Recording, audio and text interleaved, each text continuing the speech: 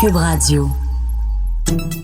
Salut, c'est Charles Tran avec l'équipe dans 5 minutes. On s'intéresse aux sciences, à l'histoire et à l'actualité. Aujourd'hui, on parle d'énergie solaire.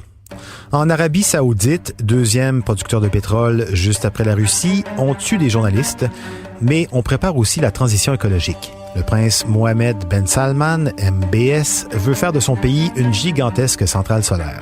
Et pour ça, il s'est associé à un géant japonais des télécommunications et des technologies, SoftBank. Que se passe-t-il exactement au royaume des Saoudiens? Baptiste Zapirin nous en dit plus. L'idée est de construire des installations partout au pays pour produire un total de 200 gigawatts d'énergie solaire répartis dans tout le pays.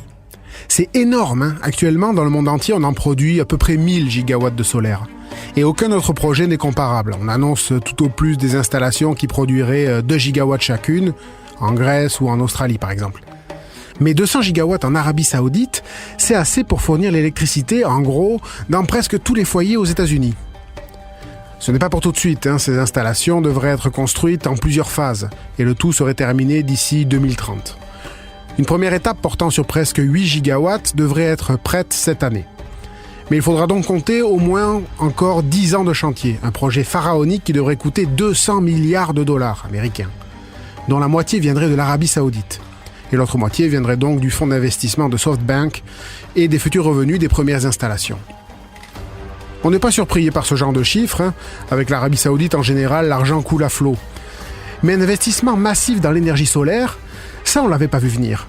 Parce que l'argent saoudien, on le sait, il vient du pétrole. L'Arabie Saoudite est donc le deuxième producteur de pétrole au monde, à 700 milliards de litres en 2017. Ça fait 12 000 barils par jour, en gros. Ils arrivent juste après les États-Unis, ils sont devant la Russie, l'Iran et le Canada. Tout ça, c'est d'après un récent rapport de la compagnie pétrolière BP. Grosse puissance pétrolière, donc l'Arabie Saoudite, et qui joue d'ailleurs largement avec son pétrole et ses milliards pour s'imposer sur la scène internationale. Hein.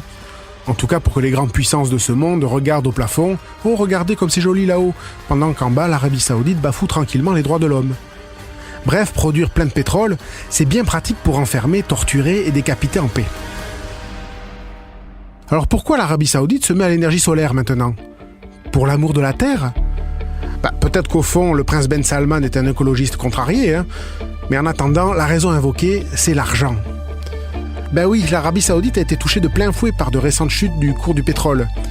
Et puis le pays a assez de réserves pour continuer à produire ses petits barils pendant 60 ans. Et 60 ans, c'est pas si long. Alors l'Arabie Saoudite a monté en 2016 un plan baptisé Vision 2030 pour relancer et diversifier son économie. Et ça implique de ne plus mettre tous ses œufs dans le même panier à pétrole. Actuellement, 44% de son PIB dépend des hydrocarbures. Et puis ça tombe bien, il y a pas mal de soleil au Moyen-Orient. Et au fond, peu importe la raison qui pousse une méga-puissance pétrolière à investir massivement dans l'énergie renouvelable. Ce qui rend le projet intéressant, c'est justement parce que c'est une méga-puissance pétrolière qui pousse. Si même l'Arabie Saoudite veut réduire sa dépendance au pétrole, ça doit vouloir dire qu'il est temps, non ? Ok, peut-être qu'elle ne fait pas ça par souci écologique, mais juste parce qu'elle constate froidement que le pétrole, bientôt il n'y en aura plus. Mais le résultat, c'est que si l'Arabie Saoudite finit par produire moins de pétrole, ça va forcer le reste du monde à en consommer moins. Et ça risque de suivre d'autant plus vite que ce n'est pas le seul pays du Moyen-Orient à entamer son virage vers les énergies vertes. Les Émirats Arabes Unis ont aussi lancé un plan Dubaï propre en 2050 et une stratégie énergétique pour développer le solaire et l'éolien. Le Qatar prévoit aussi de multiplier par 60 sa capacité de production électrique d'origine renouvelable.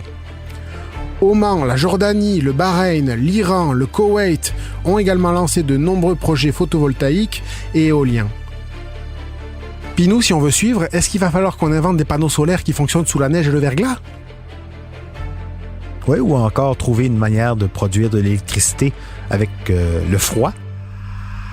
En tout cas, SoftBank, si vous ne travaillez pas dans le monde de la finance, retenez quand même ce nom. Le géant japonais a créé en 2016, avec l'Arabie Saoudite, un méga fonds d'investissement de 100 milliards de dollars dans le domaine des technologies.